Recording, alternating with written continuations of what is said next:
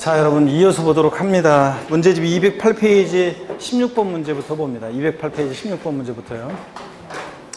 그 1차 과목이 확실하게 돼야지 2차 하겠다 이런 생각하시는 분들은 고맙긴 하지. 내년에 또 보니까 이제 고맙긴 한데 그렇잖아요. 저희도 생계를 위해서 내년에 또 공부해 주겠다니까 우리는 얼마나 반갑고 고마워요. 내년에 또 보고 그러면 익숙하고 그러니까. 근데 1차가 완벽하게 만족스럽게 이렇게 되기가 쉽지가 않습니다, 여러분들. 그냥 그 시험은 그냥 제가 얘기했듯이 한 8월 말쯤 됐는데도 정모사를 봤더니 1차 과목이 평균이 뭐 40 중반 나온다, 45점 이렇게 나온다. 이런 분들은 제가 나이라든가 학원에 온 그 기간 여러 가지 그걸 봤을 때 어떤 분한테는 교수님 저 2차 포기해야 될 것 같아요. 1차만 해야 될 것 같아요. 그러면 제가 어떤 분한테는 예 그렇게 하세요. 하여튼 열심히 화이팅! 이러면서 제가 그렇게 하라고 하거든요. 어떤 분한테는. 제가 학원에 온 기간이나 나이나 여러 가지 그걸 봤을 때 어떤 분은 안 될 것 같은 분이 있어요. 한 2달 해가지고서는 안 될 것 같은 분이 있고 1차만 해도 해야 되겠다 이런 분이 있고 어떤 분은 제가 막 화내면서 충분히 할 수 있는데 왜 포기하냐 하라고 제가 하거든요. 뭐 평균이 뭐 1차 과목이 40몇 점, 7점 뭐 이렇게 나오고 그래도 제가 계속 하라고 하거든요. 미를 붙여라 1, 2차. 2차는 그 수업 계속 듣고 그 다음에 1차 위주로 공부하다가 막판에 이제 바짝 2차 조금 보고 특강 듣고 가면 대충 2차는 이제 골라낼 수 있다. 자, 이렇게 해가지고 하라고 하는 분이 있고 제가 어떤 분은 그렇게 하시라고 하는 분이 있어요. 여러분 아직은 포기할 때가 아니에요. 그리고 1차 같은 거 완벽하게 이렇게 마음에 흡족하게 되려면 그러려면 그거 쉽지 않아요, 여러분들. 그러니까 몰아붙여서 하는 거예요, 끝까지. 지금은 포기할 때가 아니라. 그래서 하고, 그래서 제가 최근에도 어떤 분한테 제가 2차 포기하지 말고 수업 들어서도 계속 하고 1차 남는 시간에 1차 하고 이렇게 하라고 내가 했었죠. 자, 그러니까 내가 그냥 1차만 해. 나 이렇게 하지 않고 했다는 거, 그게 중요해. 그래, 내가 딱 봤을 때, 연령이나 나이나 여러 가지 봤을 때, 그 다음에 학원에 온 기간이나 봤을 때, 어떤 분은 하라고 하고, 어떤 분은 그냥 1차만 하라고 하는 분이 있는데, 아직은 포기할 때가 아니에요, 여러분들. 그래서 끝까지 그냥 하세요. 1차가 문제풀이 7, 8월 거치면서 또 시간 투자해서 이렇게 공부하시면 어느 순간인가 또 1차는 또 확 또 올라와요, 공부가, 시험이라는 게. 그래서 2차 같은 것은 특히 막판에 막 이제 외우고 막 이렇게 하면서 확 이제 그냥 막판에 10월 달에 안 올라왔어도 10월 달 막판에 확 올라와가지고 이제 시험장 가서 이렇게 골라내면 되니까 그렇게 되는 거고. 그래서 1차 잘 안 되고 그러신 분들은 포기하지 말고 일단 여름은 해보세요. 여름은 해보고. 그래서 2차 포기하고 1차만 한다고 해서 공부 많이 할 것 같은데 안 그래요, 여러분들. 결국은 거의 뭐 비슷해요. 그러다 보니까 하여튼 끝까지 여러분들이 아직은 포기할 때 아니에요. 문제풀이 과정을 거친 다음에 그 다음에 판단하셔도 되고요. 그 다음에 하여튼 9, 10월 달 시험은 막판 2달을 위해서 하는 거기 때문에 그때 또 하시면 됩니다. 그래서 지금 포기하시기 바라고요.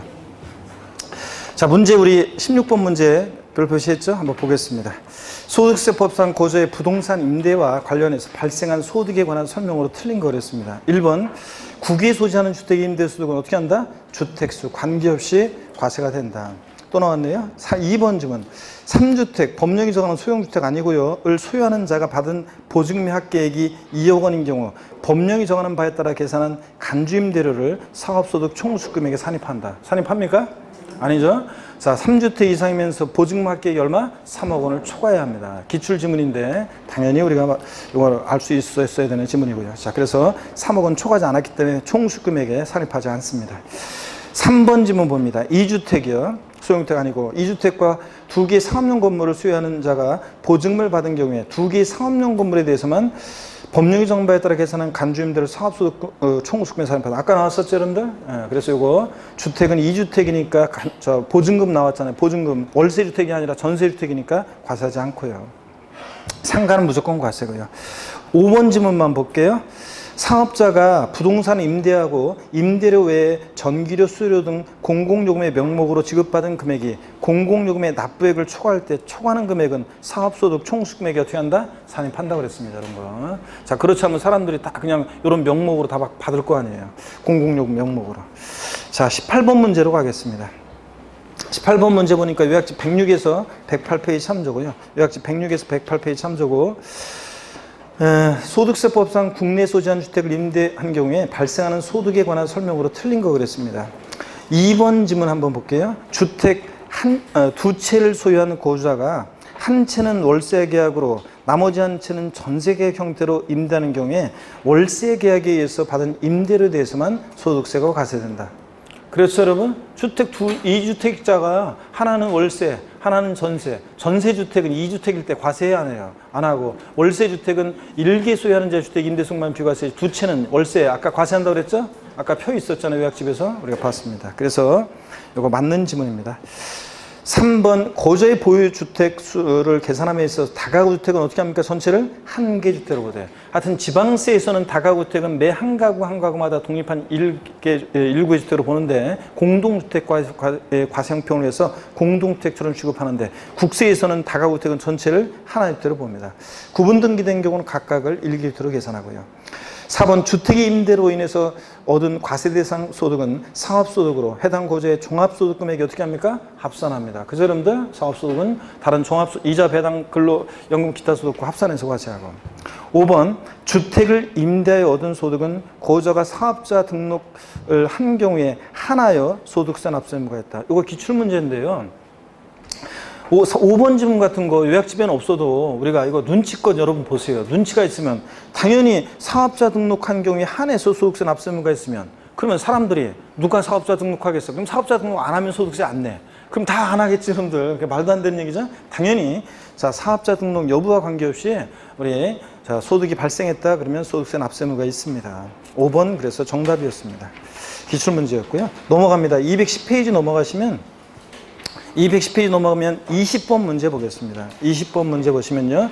요약집 107페이지 참조고요. 요약집 107페이지 참조고 사업소득금액 계산과 관련한 건데 한번 볼게요. 다음 자료를 이용하여 부동산 임대사업자인 거주자 갑의 2018년도 사업소득 총수익금액을 계산하는 것으로 옳은 것은 그랬습니다. 여러분요. 아까 우리 사업소득금액은 어떻게 계산하느냐 이거 보세요. 부동산 임대, 요약집에 있으니까 적지 않으셔도 돼요. 부동산 임대에 사업소득금액은, 임대 사업소득금액은 어떻게 계산하느냐. 총수익금액에서, 임대소득에 대한 총수익금액에서 필요경비를 빼서 구한다고 그랬어요, 아까. 자, 필요경비를 빼서. 그런데 이 총수익금액은 그러면 어떻게 구하느냐. 이 총수익금액은, 자, 총수익금액은 어떻게 구하느냐. 총수익금액은 아까 임대료는 월임대료를 말하는 거예요, 여러분들. 자, 임대료, 그 다음에 플러스 간주임대료, 보증금 있을 때, 이제 받은 게 있을 때 그 보증금을 은행에다 넣어놓으면 이자 발생하죠. 그걸 임대료로 간주한다는 거고, 여기다가 뭐 관리비 수입, 자, 그 다음에 보험 차입, 뭐 이런 것들을 합한 것을 우리가 총수익금액을 구합니다. 이걸 말합니다. 자, 그 다음에 그러면 여러분 보세요. 임대료 플러스 간주임대료 플러스 관리비 수입, 보험 차익 이거 합한 게 총수익금액인데 문제 한번 보겠습니다. 양가로 1번 보니까 박스 안에 갑은 국내 주택 3채 각각 기준일가 모두 3억 초과했고요. 3채를 소유하고 그중 하나의 주택을 임대하고 있다.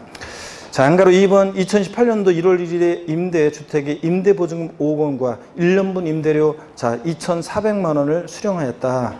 임대기간이 2018년 1월 1일부터 12월 30일까지다. 대개 이렇게 문제 나오면 임대기간은 아까 365분에 68일 이러면 골치 아프니까 대개 1년으로 나와요. 1로 이렇게 계산하기 위해서. 기획재정부령이 정하는 정기예금 이자율은 연 10%로 가정한다 그랬습니다. 자, 갑은 적법하게 장부를 비치 기록하고 있고 장부에서 사업소득 금액을 신고한 것으로 가정한다. 그러면 자, 총수익 금액 구할 때 여기 보세요. 임대료는 지금 보니까 1년분 임대료가 얼마예요? 2,400만 원.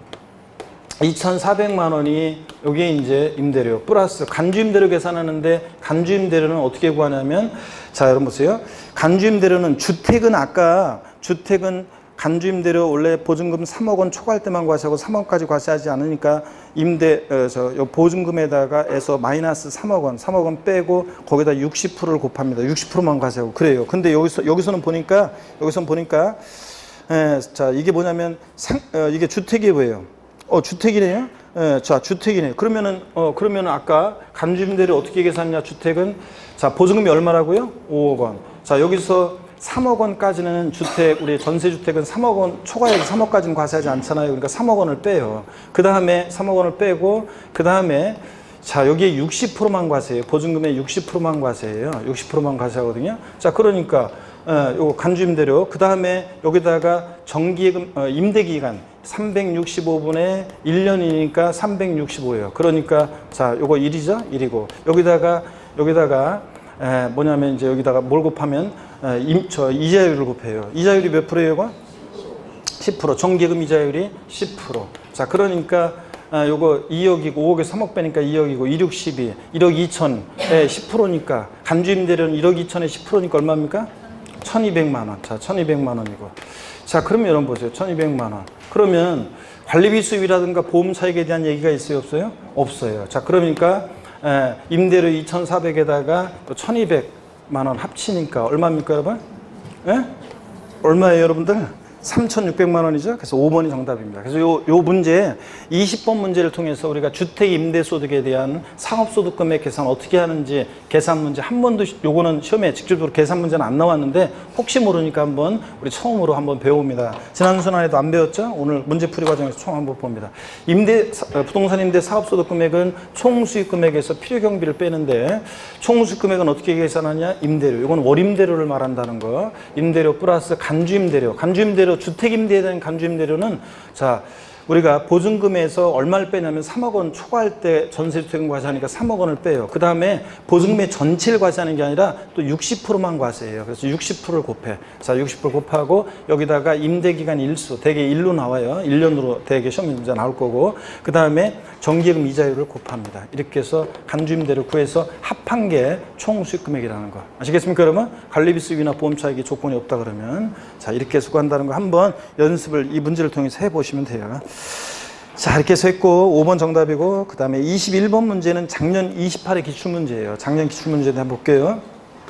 소득세법상 고자가 2018년도에 국내 소재 부동산 등을 임대하여 발생하는 소득에 관한 설명으로 틀린 것은 그랬습니다. 1번, 자, 작년 기출문제를 조금 바꾼 거예요. 올해 맞게. 1번 질문은 공익사업과 무관한 지상권의 대여로 인한 소득은 부동산 임대에서 발생한 소득에 포함한다. 그렇잖아요. 공익사업과 무관한 지상권과 지역권 대여소득은 올해부터 뭐라고요? 사업소득. 맞습니다. 2번, 부동산 임대업에서 발생한 소득은 상업소득에 해당한다. 그렇죠? 사업소득, 임대업은. 부동산 임대업, 매매업, 건설업은 상업소득입니다.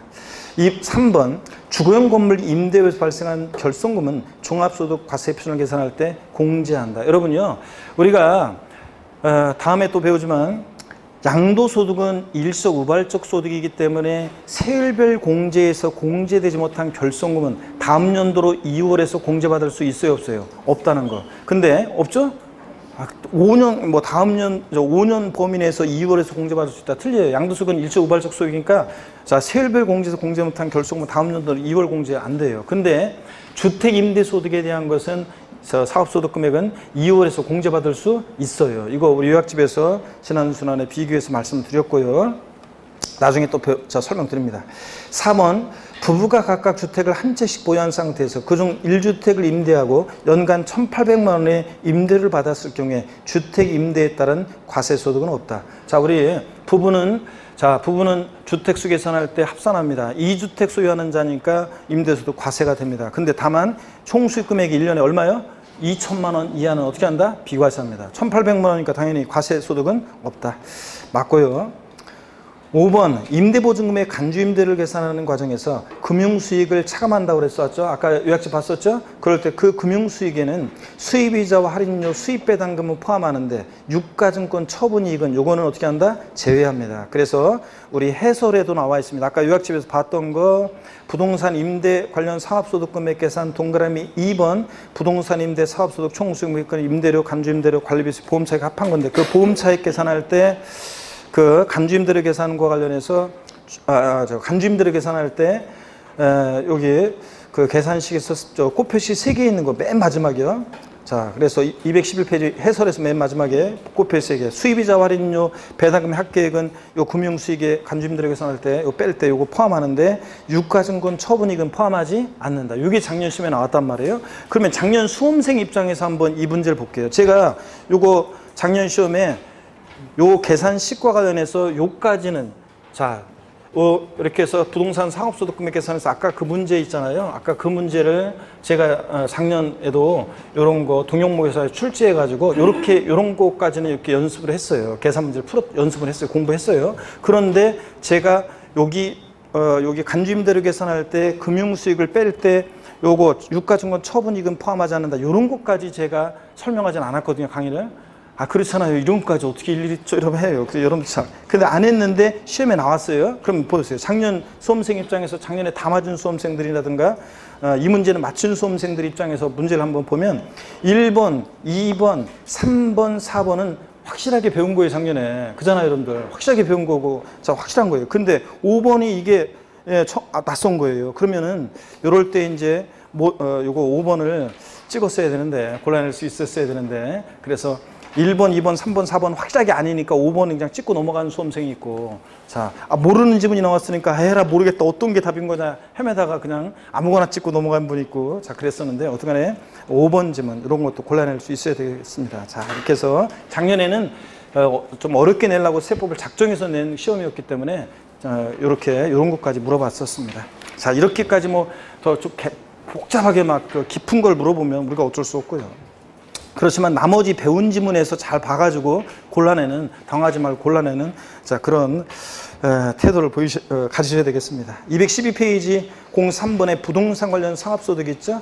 자, 요것도 요약집을 한번 처음 배우는데 요거는 자 그냥 시험에서 출제 가능성은 낮아요. 별 표시는 안 합니다. 03번은 그냥 한 번 정도. 오늘이 거의 마지막이에요. 그래서 오늘이 거의 마지막이고 오늘 처음이자 거의 마지막으로 부동산 우리 관련 사업소득에서 매매업과 건설업은 오늘 처음으로 한번 배워봅니다. 요약집 109페이지로 갑니다. 요약집 109페이지.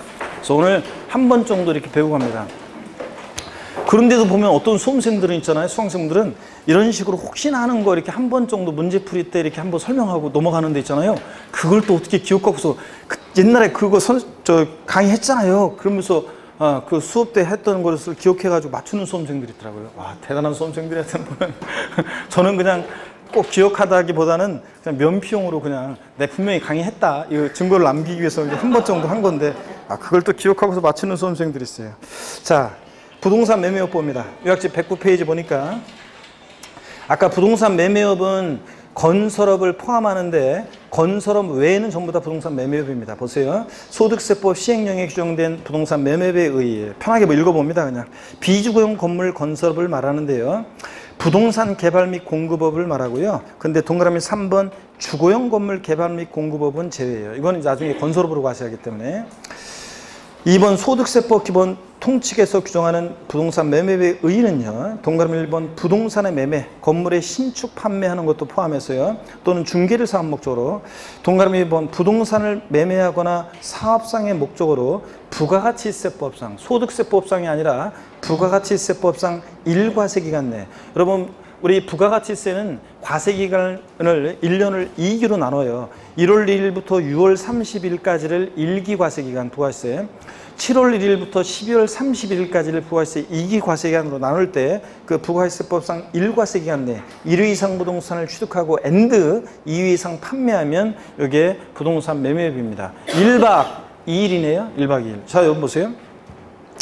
그러니까 1월 1일부터 제가 6월 30일까지 부가세법상 1과세기간 내에 부동산을 2번 샀고요. 1번 팔았어요. 그러면 양도소득세라고 하세요. 종합소득세, 부동산 요거 매매업으로 하세요. 예? 양도소득세로 하십니다. 자, 2번 사고 1번 팔면 1박 2일이 아니잖아요. 2박 1일? 이게 돼버리잖아요. 아니죠? 1박 2일에 대해 1회 이상 취득하고 앤드 2회 이상 판매해야 돼요. 그 다음에 3번 팔기만 했어요. 3번 팔기만 했어. 그러면 양도소득세 납세무자예요? 종합소득세, 사업소득 납세무자예요? 양도소득세 납세무자입니다. 1회 이상 취득하고 앤드 2회 이상 판매해야 돼요. 1박 2일이 됩니다. 그 다음에 3번 주택 2회 건물을 신축 판매하거나 기존의 주택을 매입 판매하거나 하여튼 부동산을 팔면 사업적인 목적을 갖고 매매업입니다. 자, 4번 부동산 매매업에서 발생하는 소득은 사업소득이고요. 5번 토지 등의 매매차익 예정신고 납부요. 부동산 매매업은 예정신고 의무가 있는데요. 그 매매 차익 계산하는 게 양도소득세 계산과 거의 비슷해요. 토지 등의 매매 차익 계산은 매매가액에서 필요비 빼고 건설 장면에 충당한 이자 빼고 매도료를 지급하는 공과금 빼고 장기 보유 손실 빼는데, 자, 토지 등의 매매 차익 계산에 있어서는 뭐가 양도소득세 계산과 비교해서 없냐면 기본 공제가 없어요. 그죠? 계산식에서. 근데 주택 등 매매 차익 계산에서는, 주택 매매 차익 계산에서는 매매가액에서 필요비 빼고 장기 보유 빼고 기본 공제도 빼네. 그러니까 토지 등의 매매 차익 계산은 기본 공제가 없고, 그 다음에 또 주택 등 매매 차익 계산에서는 기본 공제도 공제되고요. 자, 그래서 양도소득세 계산과 비슷하고, 양가로 2번 예정신고 의무가 있는데, 매매업은 부동산 매매업자는 토지 등의 매매 차익과 그 세액을 매매일이 속하는 달의 말일로부터 2개월 내에 납세지 관할 세무서에게 신고하고 납부해야 한다. 양도소득세 예정신고 납부는 양도일이 속하는 달의 말일로부터 2개월인데 얘는 매매일이 속하는 달의 말일로부터 2개월이네. 요것만 다르네요. 그잖아요. 매매차익 예정신고 납부. 양가로 3번 이 경우 납부할세액이 1,000만 원 초과하면 분할 납부도 가능하고요. 그 다음에 양가로 4번 토지 등의 매매 차익이 없거나 매매 차손이 발생한 때도 신고는 해야 한다. 양도소득세도 양도 차익이 없거나 양도 차손이 발생한 때도 예정신고 하여야 하는 거지, 할 필요 없다, 하지 아니할 수 있다, 하지 아니한다, 생략할 수 있다, 다 틀리다고 그랬잖아요. 해야 한다는데 이것도 똑같네. 그죠? 넘어갑니다. 03번입니다. 건설업입니다. 주택 신축 판매 포함해서 건설업이요. 주로 도급계약 형태로 이루어지는 건설업. 1번에 주택을 건설해서 판매하는 사업 또는 건설 임대주택을 분양하는 사업인데 다른 거 필요 없어요. 이따 문제 보겠지만 어떤 게 매매업이냐 건설업이냐는 딴 거 없어요. 주택이란 말 들어있고 신축이란 말 들어있고 판매란 말 들어있으면 이거 무조건 건설업입니다. 그 외에 부동산 팔면 다 뭐고? 매매업이고 사업적 목적으로. 자, 그래서 주택 신축 판매요. 포함 여부 주거용 건물 개발 및 공급업을 포함하는데 비주거용 건물 개발 및 공급업은 제외합니다. 비주거용 건물 개발 및 공급업은 부동산 매매업이니까 그렇습니다. 4번 건설업은 매매업과의 결정적인 차이점인데 예정신고 의무가 없어요. 집 짓다 도급계약 형태로 이루어지는데 집 짓다 말고 예정신고 할 수는 없잖아요. 그래서 건설업은 예정신고 의무가 없고 매매업은 예정신고 의무가 있고요. 이게 결정적인 차이점이고, 5번 주거용 건물 개발 및 공급업의 주택의 부속 토지 범위를 보면 다음의 면적 중 넓은 면적 이내로 한다. 그래서 건물의 연면적과 뭐 제외되는 것들이 있고, 2번 건물이 정착된 면적의 도시적은 5배, 도시적 밖은 10배 한 거 산정한 면적과 비교해서 건축물 연면적과 비교해서 둘 중 넓은 면적 이내를 주택의 부속 토지로 하고요. 건설 등에서는. 그 다음에 그 표를 보니까 양도소득세 부동산 매매업 주택 신축 판매업 즉 건설업과의 차이점을 보니까 예정신고 의무가 양도소득세나 부동산 매매업은 있는데, 자, 건설업은 예정신고 의무가 있다 없다? 없고요. 확정신고 의무는 다 있고요. 예정신고 의무가 있냐 여부에 따라서 양도소득 등과 매매업과 건설업의 차이점입니다. 겸용주택의 구분은 뭐냐면요. 여러분 한번 보세요. 이것도 저를 보세요. 잠깐만. 자, 저를 보시면 우리가요 주택을 신축해서 판매하면 이거 뭐라고요? 매매업이에요? 건설업이에요? 건설업입니다. 주택 신축 판매면. 상가를 신축해서 판매하면 이건 뭐로 과세한다고요? 부동산 매매업입니다. 상가 신축 판매는. 근데 주거와 주거 이외 용도에 겸용되는 겸용주택을 신축해서 판매해요. 그러면 이 겸용주택을 주택으로 보면 주택 신축 판매니까 건설업으로 과세하고, 근데 이걸 상가로 보면 상가 신축 판매니까 매매업으로 과세하잖아요. 그러니까 이 겸용주택을 어떻게 보느냐에 따라서 건설업으로 과세할지 매매업으로 과세할지 이런 문제가 생기잖아요. 그래서 겸용주택 어떻게 판단하느냐? 자, 하나의 매매 단위로, 그러니까 겸용주택을 상가와 주택을 이걸 전체를 하나의 단위로 매매하는 경우가 있고, 상가는 상가, 주택은 주택을 따로따로 매매하는 경우가 있는데, 우리가 그냥 이거 시험에 한 번도 안 나왔는데 이것까지 우리가 다 완벽하게 공부할 수는 없고 하나의 매매 단위로 매매하는 경우 요거만 한번 보게 해요. 요거는 양도소득세 겸용주택과 거의 비슷해요. 똑같아요. 그래서 보세요. 부동을 보니까 상가 면적이 주택 면적보다 작아요. 즉 주택 면적이 주택 이해 면적보다 상가 면적보다 클 때는 전부 주택으로 봐가지고 주택이니까 얘는 주거용 건물 개발 및 공급업 즉 건설업으로 과세해요. 근데 주택 면적이 주택 이해 면적보다 작거나 같을 때는 주거 부분만 주택으로 봐서 주거 부분은 건설업으로 상가 부분은 상가 신축 판매니까 부동산 매매업으로 과세합니다. 우리 양도소득세에서 겸용주택을 지난 순환에 어떻게 배웠냐? 부등호 주택이 클 때만 전부 주택. 그러니까 주택 면적이 크면 뭐라고요? 전부주택으로 봐서 주택 신축 판매니까 건설업으로. 자, 주택 면적이 주택 이해목보다 작거나 같으면 주거 부분만 주택으로 보니까 주택 부분은 건설업으로, 상가 부분은 상가 신축 판매니까 뭐로? 매매업으로 봐서 한다는 얘기입니다. 하여튼 하나의 단위로 매매할 때는 양도세 겸용주택과 똑같이 부등호 주택이 클 때만 전부주택입니다. 아셨죠, 여러분? 이렇게 외우시고 가면 됩니다. 자, 그러면 문제 몇 문제만 살짝 한 두 문제만 보겠습니다. 자, 212페이지 문제집으로 가셔가지고요. 212페이지 문제집으로 가셔서 212페이지 봅니다. 03번에 부동산 관련 사업소득인데요. 부동산 관련 사업소득인데 22번 문제는 2번 지문만 좀 한번 볼게요. 2번 지문만. 자, 2번 지문 보니까요. 신축한 주택이 판매되지 아니하여 판매될 때까지 일시적으로 일부 전부를 임대한 후 판매하는 경우 부동산 매매업으로 본다는데, 자, 여러분 보세요. 주택이란 말 들어있죠? 판매란 말 들어있죠? 신축이란 말 들어있잖아요. 신축, 주택, 판매. 주택, 신축, 판매란 말 들어있으면 이거 뭐라고요? 건설업입니다. 부동산 매매업이 아니라. 그래서 2번 틀린 거고요.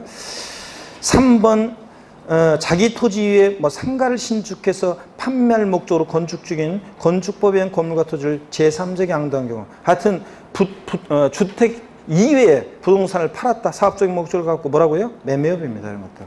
자, 보시고요. 23번 문제 보겠습니다. 23번 문제 요약집 109에서 109페이지 2번 테마하고 110페이지 3번 테마 참조고요. 요약집 109페이지하고 110페이지 참조입니다. 소득세법상 부동산 관련 사업에 관한 설명으로 틀린 거. 자, 처음 배우는 건데 한번 요약집 받고 한번 보겠습니다. 1번 부동산 매매를 사업 목적으로 부가가치세법상 1과 세기간 내에 1회 이상 부동산 취득하고 2회 이상 판매하는 경우 1박 2일. 그렇네요. 뭐로 과세한다고요? 부동산 매매에 해당한다. 맞죠, 여러분들? 1박 2일. 2번 토지를 개발해서 주택지 상가 등으로 분할 판매하는 경우 부동산 매매에 해당한다. 주택 신축 판매 이외에는 전부 다 부동산 팔면 뭐라고요? 매매업입니다. 3번 자기 토지 위 상가, 이건 받고 4번 봅니다. 주택 신축 판매 사업자로서 일동의 주택을 1년에 1회 신축해서 판매하는 경우에 부동산 매매에 해당한다. 자, 사업자가 주택 신축 판매 사업자가 파는 건데 주택이란 말 들어있죠? 신축이란 말 들어있죠? 판매란 말 들어있죠? 주택 신축 판매니까 이거 뭐라고요? 건설업입니다. 이래였어도 이거 건설업입니다. 4번 정답. 사업적인 목적으로 팔았기 때문에. 5번 묘지를 개발해서 분묘기지권을 설정하고 분묘 설치자로부터 지료 등을 받는 경우에 부동산 임대비에 해당한다. 자, 부동산 빌려주고 지료 대가 받았어요. 부동산 빌려주고 대가 받으면 이거 뭐라고요? 임대업입니다. 자, 그래서 4번 정답이고요. 24번 문제 하나만 풀고 대비하겠습니다. 역시 요약집 109에서 110페이지 참조고요. 종합소득세 2번, 3번 테마 참조고. 24번 문제 봅니다. 다음은 소득세법상 부동산 관련 사업소득에 관한 설명이다. 이 중 틀린 것은 1번 질문 봅니다. 부동산 매매업자에 해당하는 경우에 매매일이 속하는 달의 말일로부터 2개월이 되는 날까지 매매 차익과 그 세액을 예정신고하고 납부해야 한다. 아까 건설업은 예정신고무가 없지만 그다음에 부동산 매매업은 예정신고무가 있다고 그랬죠? 매매일이 속한 달부터 2개월이네. 다만 건설업은 주로 도급을 받아 건설 용역을 제공하는 사업을 말하므로 토지 등의 매매 차익 예정신고 의무를 부담하지 않는다. 건설업은 집 짓다 말고 할 수 없죠. 예정신고 의무가 없다는 거. 맞고요. 2번 부동산 매매업자의 주택 등 매매 차익은 매매가액에서 필요경비, 장기 보유통제액 및 양도소득 기본공제액을 차감한 것으로 한다. 아까 주택 등 매매 차익 계산에서는 양도소득세 계산과 비교해 보니까 장기공제 기본공제도 공제됐잖아요. 토지 등의 매매 차익 계산에서는 기본공제가 공제식으로 안 나오는데, 근데 주택 등 매매 차익 계산에서는 아까 기본공제도 공제했었죠? 네, 맞고요. 3번 겸용주택을 하나의 매매 단위로 판매하는 경우에, 자, 우리 부동산업에서 사업소득에서 겸용주택 나왔다. 그럼 어떻게 외운다고요? 부등호. 왜 안 따라요, 여러분들? 자, 어떻게 한다? 부등호. 주택이 클 때만 전부 주택. 양도세 계산과 똑같아요. 자, 그러니까 자, 겸용주택을 하나의 매매 단위로 판매할 때는 주택의 면적이 주택 이해목보다 크다면 전부를 주택으로 본다. 맞죠? 전부주택. 4번 부동산 매매업은 기준시가에서 매매차익 계산하면 원칙이라는데 여러분 당연히 해설에도 나오지만 당연히 뭐로 계산해? 실거래가로 계산합니다. 국외재산도 그렇고 국내재산도 그렇고 무조건 자 이런 것도 매매업도 뭐로 계산한다고요? 실거래가로 계산하는 게 원칙입니다. 당연히 지금은 실거래가로 계산합니다. 4번 틀렸고요. 5번 기존주택을 구입해서 판매하는 4번 주택, 신축, 판매가 아니잖아요. 주택, 신축, 판매가 아니니까 뭐라고요 이거? 부동산 매매에 해당한다. 맞습니다. 자, 이렇게 해서 매매업과 건설업 차이점 어떻게 할지 알겠죠, 여러분들? 자, 잘 모르겠으면 하여튼 요거라도 매매업과 건설업은 하여튼 주택, 신축, 판매면 건설업이고 그 외의 부동산 팔면 다 뭐고? 매매업이고 차이점은 자, 예정신고 의무가 매매업은 있는데 건설업은 예정신고 의무가 있다 없다? 없다. 뭐 이런 것들. 아셨죠, 여러분? 요 정도 알면 되겠습니다. 214페이지 챕터 3장 양도소득세입니다. 아유, 우리 양도소득세는 뭐 양도세는 뭐 우리가 시험에서 제일 중요한 거고 대여섯 문제 나오고요. 01번 특징 및 과세 대상물 별표시 2개 합니다. 과세 대상에서 별표시 2개입니다. 별표시 2개고 1번, 2번 문제 같은 것은 그냥 기본적인 자 이렇게 그러니까 여러분 읽어보시고요. 자 힘내시면서 3번 문제부터 봅니다. 215페이지 3번 문제부터 보니까 요약집 75페이지 6번 테마 참조고요. 6번 테마 참조고 소득세법상 소득세에 관한 내용이 다 틀린 거 그랬습니다. 종합적인 문제라 한번 보겠습니다. 1번 비고자가 국외에 소지하는 토지를 양도하는 경우에 양도소득세 납세의무는 없다. 에? 비고자는 국외에 있는 토지, 마돈나가 미국에 있는 토지 팔았을 때 우리하고 관계가 있어요 없어요? 없습니다. 없다. 맞고요. 2번이 요약집 86페이지, 요약집 86페이지 13번 테마입니다. 다음 주에 공부할 건데 요약집 86페이지 13번 테마인데 우리 월요일에 공부했습니다. 허위계약서를 작성하거나 미등기 양도하는 자산의 경우에 소득세법상의 비과세는 받을 수 없지만 조세 특례제한법상의 감면은 적용받을 수 있다. 오, X요. X입니다. 우리 허위계약서 작성했다. 비과세 감면 다 배제됩니다. 업계약서는 다운계약서였다. 미등기 양도했다. 비과세 감면 다 배제합니다. 비과세는 배제되지만 감면은 적용받을 수 있다. X입니다, 여러분들. 허위계약서 작성하거나 미등기 양도하면 비과세 감면 다 배제입니다, 여러분들. 그래서 2번이 틀렸습니다. 뒷동네가. 정답이고요. 3번 거주자의 양도소득에 대한 과세 표시는 자, 종합소득 및 퇴직소득에 대한 과세품과 구분하여 계산한다. 양도소득은 우리 소득세 과세 방식 중에서 종합과세, 분리과세, 분류과세 방식이 있는데 어떤 과세 방식 채택한다고 그랬어요?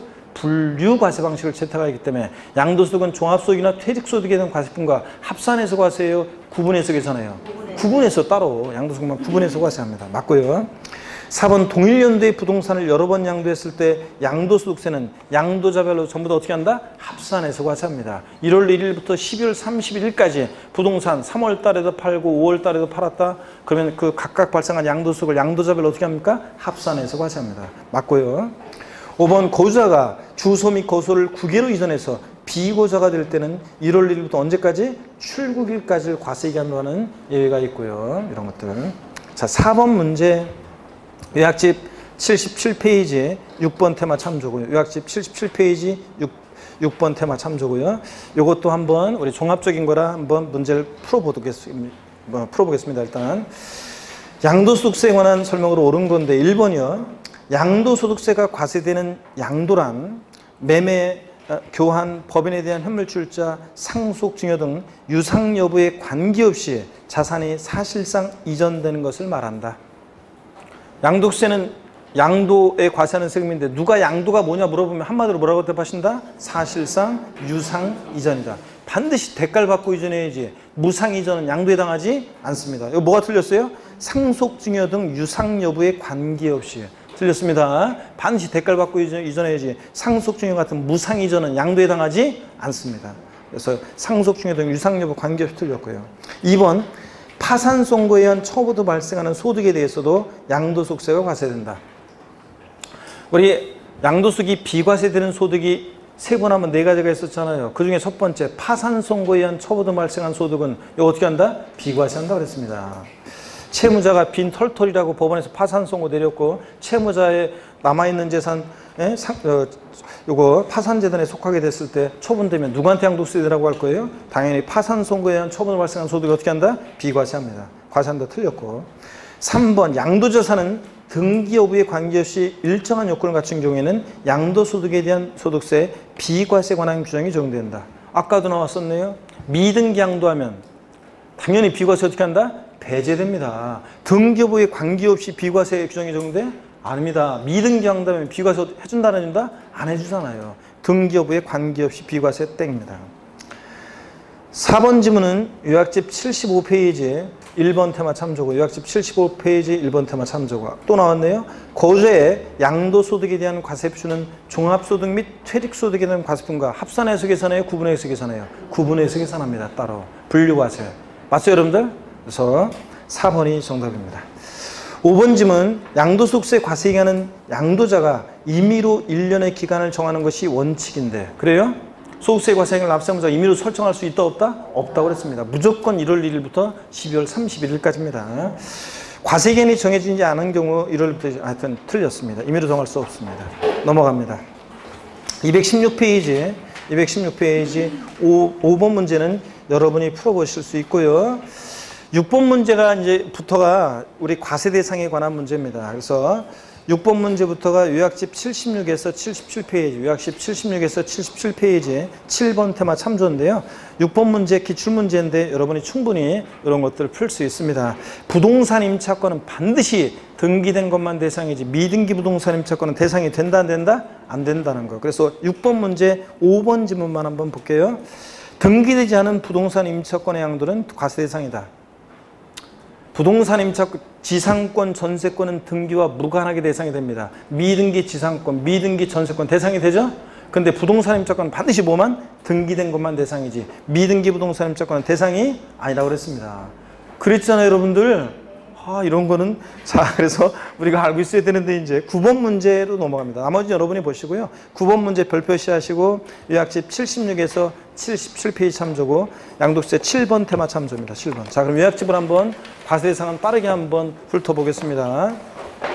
바로 문제만 풀고 넘어가려고 했더니 여러분이 대답을 안 하는 분들이 많아가지고 한번 또 읽어봐야 되겠네. 자 요약집 우리가 73페이지, 74페이지, 75 이런 거 다 여러분들이 봤습니다. 요약집 75페이지부터 봅니다. 요약집 75페이지부터요. 나머지 것들 여러분들이 쭉 읽어보시고 아까 봤고요. 요약집 75페이지 6번 테마 봅니다. 별표시 하시고요. 하나만 하시고 특징 및 소득세 과세 방식. 양도세의 특징, 양도세는 국세고 유통과정에서 부과되는 세금이고 사업성 없이 비경상적, 비반복적 양도에 과세하고 열거주의 과세하고 법에 열거된 것만 신고 납부하는 세금이고 세율은 비례세율과 누진세율이 다정되고 분할 납부 허용되는데 물납은 된다 안 된다? 안 된다는 거 아무리 그러시고 넘어가면 안 되고요. 소득세 과세 방식, 종합과세 방식이 기본적인 거죠. 이자, 배당, 사업, 근로연금, 기타 소득을 1월 1일부터 11월 30일까지 1년 단위로 전부 다 합산해서 과세하죠. 근데 분류과세요. 다른 소득과 합산하지 않고 각각 별도로 어떻게 한다? 구분해서 과세하는데 어떤 게? 퇴직소득과 양도소득이 채택한 과세 방식. 아까에서 지문 봤고요. 양도소득은 다른 소득과 합산하지 않고 별도로 구분해서 계산하고. 그래서 거기 맨 마지막에 양도소득에 대한 과세표는 종합소득, 퇴직소득에 대한 과세표가 어떻게 한다? 별도로 구분해서 과세한다. 합산하여, 포함하여 땡입니다. 76페이지로 넘어갑니다. 요약집 76페이지에 07번 테마 과세 대상 별표시 2개입니다. 작년 시험에 독립화 문제로 나왔죠? 과세 대상은 뭐 독립화 문제로 나와주면 뭐 한 문제 그냥 주는 문제지 뭐 지문도 짧고 그냥 도와주는 문제죠. 과세 대상을 빠르게 한번 훑어보겠습니다. 기초과정부터 계속 봤기 때문에 토지 건물 대상인데 건물에 부속된 시설물이나 구축물은 대상이 되는데 건물과 독립한 시설물이나 구축물은 양도세 대상이 아닙니다. 부동산에 관한 권리 대상인데 자 먼저 양가로 1번 사용수익에 관한 권리로서 지상권, 전세권, 등기된 부동산 임차권 대상인데 지상권, 전세권은 등기와 무관하게 대상이 된다. 미등기 전세권 대상입니까? 예, 미등기 지상권 대상입니까? 예. 자, 등기부관하게. 근데 용인권 중에서 지역권은 대상이 아니다? 아니고. 그 다음에 부동산 임차권은 반드시 등기된 것만 대상이죠. 아까 시험에 들어왔었죠? 미등기 부동산 임차권 대상이 아니고요. 또 상가 임차인의 지위로서 점포 임차권, 당구장 운영하는 임차인이 당구다이, 당구 퀴때, 컴퓨터, 커피 자판기 단골 손님을 권리금 받고 다른 임차인한테 넘길 때 이런 점포 임차권은 부동산에 관한 권리가 아니니까 대상이 아닙니다. 기타 소득세 대상이고. 어업권, 광업권, 취득세 대상이지만 어업권, 광업권, 양도세 대상이 아닙니다. 저작권, 출판권, 특허권 등 일체 무채 재산권은 양도세 대상이 아닙니다. 그 다음에 양가로 2번 부동산에 관한 권리 중에서 부동산을 취득할 수 있는 권리로서 부동산의 취득 시기가 도래하기 전에 당해 부동산을 취득할 수 있는 권리 상태, 그래서 건물이 완성되는 때 그 건물과 이에 딸린 토지를 취득할 수 있는 권리로서 아파트 당첨권, 분양권, 재개발재건 주거법원의 입주권 이런 것들, 자 갖고 있으면 본계약 체결해서 아파트 완공되면 그 건물과 그에 딸린 토지를 취득할 수 있게 되죠. 그래서 얘까지 정확히 알아야 됩니다. 부동산 취득할 수 있는 것으로 대상이 되고, 토지 상환채권, 주택 상환채권, 상환이란 말 들어있는 채권은 대상이 된다고 그랬습니다. 나중에 토지를 주택으로 바꿔주니까 부동산을 취득할 수 있는 권리. 근데 이런 거 적어져 있죠? 국민주택채권이라든가 국민주택채권이나 그 다음에 토지개발채권 같은 이런 것들은 나중에 백날 갖고 있어도 국민주택으로 토지로 바꿔준다, 안 바꿔준다? 안 바꿔주니까 대상이 아니다. 이런 것들은 토지 상환채권, 주택 상환채권과 구별하라고 그랬고요. 그 다음에 동그라미 4번 부동산 매매계약을 체결한 자가 계약금만 지급한 상태에서 양도하는 권리, 이런 것도 대상이 된다고 했습니다. 계약금을 치렀다는 것은 계약금을 치른 자가 치르지 않은 자보다 우선적으로 그 계약을 완성시킬 수 있는 지위 권리가 있다고 그랬잖아요. 예? 자, 그래서 시동생 명의로 아파트 분양계약 체결하고요 했는데 잔금 치르기 전인데요, 애들 아빠 명의로 명의를 바꾸려고 하는데 어떤 세금이 문제되나요? 부동산을 취득할 수 있는 권리 양도로 본다고 그랬습니다. 3번 기타. 자, 산 4가지가 있습니다. 종류 글자 그대로. 난가로 1번과 2번이 중요한 거죠. 골프용권, 콘도용권, 헬스클럽용권 같은 명칭 불문하고 남보다 배타적 우월적 지위에서 시설물을 이용할 수 있는 이용권, 회원권은 대상이 된다고 그랬습니다. 근데 여기 가로 안에 작년 시험에 들어왔지만 회원권적 성격이 들어있는 주식도 포함해서 대상이 됩니다. 이 주식을 보유함으로 회원들이 누릴 수 있는 지위를 누리게 될 때 이런 주식도 대상이 됩니다. 주주회원권이라고도 하는데 대상이 되고, 양가로 2번 영업권은 반드시 뭐랑? 사업용 고정자산과 함께 양도해야죠. 토지, 건물, 부동산에 관한 권리와 함께. 그래서 작년 시험에 들어왔지만 건물과 함께 양도하는, 토지와 함께 양도하는, 부동산에 관한 권리와 함께 양도하는 영업권은 대상이 됩니다. 또 화살표 보니까 영업권을 별도로 평가하지 않았으나 사회통념상 자산에 포함돼서 함께 양도된 것으로 인정되는 영업권과 행정관청으로부터 인가와 면허 등 받음으로써 얻는 경제적 이익을 포함해서 이런 것도 대상이 됩니다. 영업권. 자, 박스 안에 영업권 반드시 사업용 고정자산과 함께 양도해야지 사업용 고정자산과 분리되어 양도되는 영업권은 대상이 아니라고 그랬습니다. 특정 법인 주식이요. 50, 3년 내 50. 요건을 갖춘 주식. 또 특수업종 영위하는 스키장, 골프장, 휴양, 콘도 같은 부동산 관련 관광, 레저업종 영위하는 부동산 과다 보유 법인이 있죠. 얼마나 부동산을 과다하게 보유하고 있냐? 이 법인의 전체 자산 총가액 중에서 부동산 등이 차지하는 비율이 80% 넘는 이런 법인에 있어서는 단 한 주를 매각하더라도 대상이 된다. 그래서 저를 보세요. 기타 자산으로서 양도세 대상이 되는 주식 2가지 요건 50, 3년 내 50, 80% 단 한 주. 에브리바디 다 같이요. 시작. 50, 3년 내 50, 80% 단 한 주. 이렇게 외우라고 그랬습니다. 그 다음에 4번입니다. 기타 자산에 해당하는 주식을 제외하고 주식 또는 출자금은 주권 비상장법인 주식은 무조건 대상입니다. 근데 주권 상장법인 주식은 원칙 대상이 아닙니다. 예외적으로만 대상이 되는데 대주주가 양도하거나 또는 뭐 할 때 장외 거래할 때 증권시장을 통하지 않고 거래했을 때만 대상이다. 그러다 보니까 박스 안에 소액주주가, 여러분 소액주주죠? 되게 증권시장을 통해서 여러분들이 주식 거래하죠? 그럴 때 양도세 대상이 된다 안 된다? 안 된다. 주권 상장품 주식. 5번 파생상품, 코스피 200 선물 옵션에 해당하는 금융상품, 요거 양도세 대상이 된다만 아시면 되겠고요. 자, 이렇게 해서 양도세 대상을 봤습니다. 자, 그러면 자 문제집으로 가겠습니다. 9번 문제 봅니다. 217페이지 문제집 217페이지 9번 문제 별표시합니다. 요약집 76에서 77페이지 참조였고 7번 테마 참조 봅니다. 소득세법상 소득에 양도세에 해당하지 않는 거 그랬습니다. 1번 부동산 취득할 수 있는 권리 양도로 발생한 소득 대상이죠. 2번 등기된 부동산 임차권 양도로 발생한 소득. 3번 지상권 전세권 양도로 발생한 소득 대상이죠. 4번 행정관청으로부터 인가, 허가, 면허 등을 받음으로써 발생한 영업권의 단독 양도로 인해서 발생한 소득.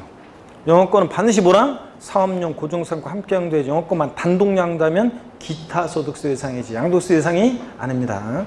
4번 정답. 5번 시설물을 배타적으로 이용하거나 일반 이용자에 비해서 유리한 조건으로 시설물을 이용할 수 있는 권리가 부여된 주식.